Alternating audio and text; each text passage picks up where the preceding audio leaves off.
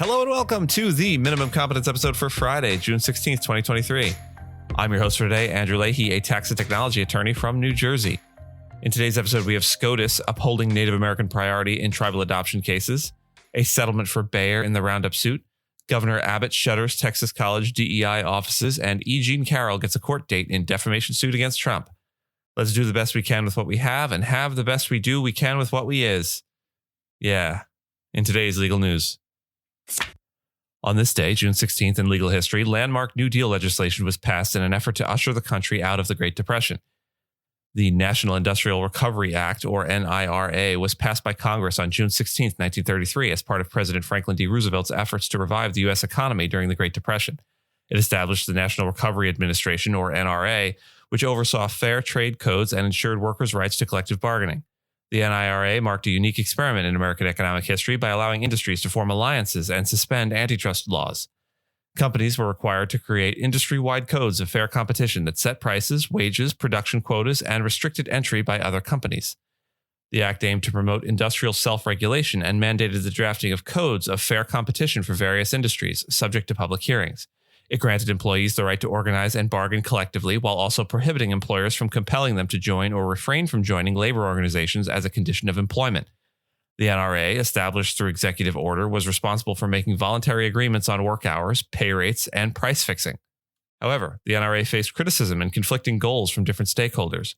Business leaders sought guaranteed profits and security for their investments, while congressional critics wanted fair and transparent pricing. Some intellectuals called for more extensive government intervention through central economic planning. Labor union representatives, meanwhile, struggled to achieve the promised collective bargaining rights. The codes of fair practice implemented by the NRA did little to aid economic recovery and, in fact, exacerbated the situation by raising prices. The NRA's existence was short-lived due to widespread criticism. In May 1935, the U.S. Supreme Court ruled in the case of Schechner Poultry Corp. v. United States that the compulsory code system violated the Constitution.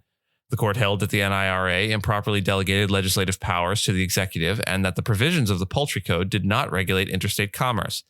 This ruling displayed the court's reluctance to support Roosevelt's argument for radical innovation in response to the economic crisis. President Roosevelt would later use this decision as evidence to advocate for reforming the court. The U.S. Supreme Court has upheld federal standards that prioritize Native Americans and tribal members in the adoption or foster care placements of Native American children. The court rejected a challenge claiming that parts of the law were racially biased against non-Native Americans. The ruling, with a 7-2 vote, overturned a lower court decision that struck down a requirement giving preference to, quote, other Indian families in adoption and foster care. The plaintiffs, the state of Texas, and 3 non-Native American families lacked legal standing to bring the case, according to the justices. The Indian Child Welfare Act of 1978 was enacted by Congress to end the practice of removing Native American children from their families and placing them with non-Native Americans. The law aimed to protect tribal sovereignty and Native American children. Native American groups celebrated the decision, emphasizing the importance of the law for the safety and well-being of Native children and families. The Supreme Court's ruling did not address the merits of the race claims in the case, leaving room for future lawsuits. The decision will impact the adoption efforts of one of the families involved in the case. Bayer AG has agreed to a $6.9 million settlement with New York Attorney General Letitia James over claims that it misled consumers by advertising Roundup weed killer as environmentally safe. The settlement resolves allegations that Bayer and its subsidiary Monsanto made unsubstantiated claims about Roundup's safety and its active ingredient, glyphosate. The claims included statements that Roundup does not harm anything other than weeds and poses no threat to animal life. The settlement requires Bayer to cease advertising glyphosate-based Roundup as a safe, non-toxic product. The $6.9 million will be allocated to initiatives aimed at reducing the impact of pesticides on pollinators and aquatic species. Bayer did not admit or deny wrongdoing, but expressed satisfaction with the settlement. The company has faced significant legal challenges regarding Roundup and cancer allegations, settling much of the litigation for $10.9 billion in 2020. Texas Governor Greg Abbott has signed a law that requires all state-funded colleges and universities in Texas to shut down their diversity, equity, and inclusion offices. The law, considered the most significant ban on diversity offices in higher education in the country, coincides with an anticipated Supreme Court ruling that may prohibit colleges and universities from considering race in admissions decisions.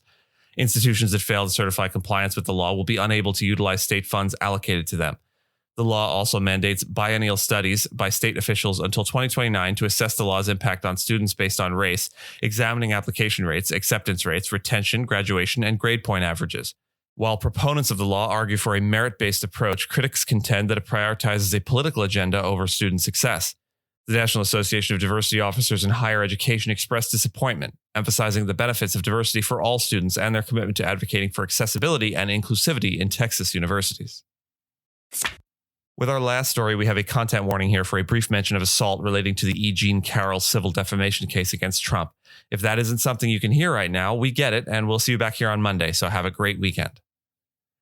A federal judge has scheduled the second defamation trial of writer E. Jean Carroll against former U.S. President Donald Trump for January of 2024. The trial will proceed on January 15th, 2024, unless the case is previously resolved. This raises the possibility of Trump facing 3 trials early next year as he pursues the 2024 Republican presidential nomination. Trump is facing criminal charges in Florida for mishandling classified documents and in Manhattan for covering up hush money payments to a porn star. Carroll is seeking at least $10 million in damages from Trump for defamation. Her lawyer expressed the desire to move quickly with the claims. Trump had denied raping Carroll in the mid-1990s and had claimed that she was, quote, not his type.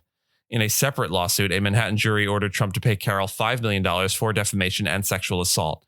The judge has allowed Carroll to amend her lawsuit to include recent comments made by Trump on CNN. And with that, I thank you so much for listening to Minimum Competence, your daily news podcast for lawyers. If you're looking for more than Minimum Competence, links to further reading on all the topics touched on today are in the show notes. If you have any questions or story suggestions, you can find us on Mastodon on the esq.social instance. I'm at Andrew, and my co-host Gina is at Gina. The views, thoughts, and opinions expressed in this podcast are those of the hosts and do not represent those of any organization we may be affiliated with. Nothing here should be construed as legal advice because it is not legal advice. Reviews go a long way towards helping new listeners to find our show. If you have a moment, you can leave a rating or review on your podcast player. We'd sure appreciate it. And if you know someone that might be interested in the story we cover, consider sending them the episode. Minimum Competence is available at minimumcomp.com and wherever you get your finely crafted podcasts. We'll see you back here on Monday. And until then, remember, we'll see you back here on Monday.